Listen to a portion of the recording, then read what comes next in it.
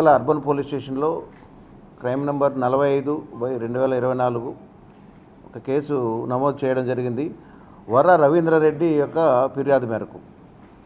విషయం ఏంటంటే, ఈ వర్రా రవీంద్రారెడ్డి యొక్క ఫేక్ ఐడి, ఆయన ఐడి తోటి ఒక ఫేక్ ఐడి తయారు చేసి వైఎస్ షర్మిల గారి అట్లాగే వైఎస్ సునీత గారి మీద అబ్యూజ్ చేస్తూ సోషల్ మీడియాలో పోస్టులు పెట్టడం జరిగింది.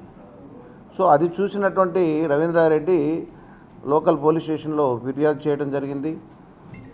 3వ తారీఖు నాడు కేసు నమోదు చేసి దీనికి కారకుల మీద మన ఎస్పీ గారు 2 టీములను ఫామ్ చేయడం జరిగింది.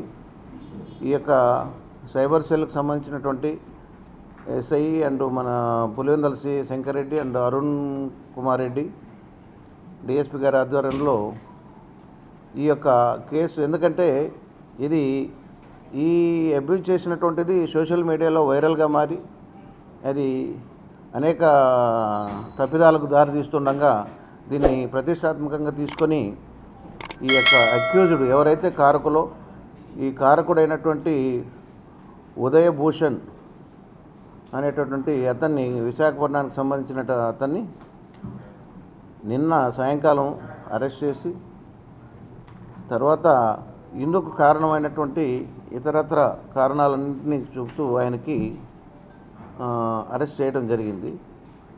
సో ఈ కారణం చేత మనం చెప్పేది ఏంటంటే, సోషల్ మీడియాలో ఇష్టానుసారం ఎవరైనా బాధ్యత లేకోకుండా ఇట్లాంటి పోస్టులు పెట్టి, సో ఈ యొక్క రాజకీయ కక్షలకు కానీ లేకపోతే ఇటువంటి వ్యక్తుల మధ్య ఉన్నటువంటి కక్షలు పెంచడానికి కానీ కారణమైతే తప్పకుండా గట్టి చర్య తీసుకుంటాం. సోషల్ మీడియాలో ఎవరైనా ఉన్నట్లయితే అందుకు జాగ్రత్తగా ఉండవలసి ఉంటుంది. తర్వాత ఈ ఉదయభూషణ్ అనేటువంటి ఇతను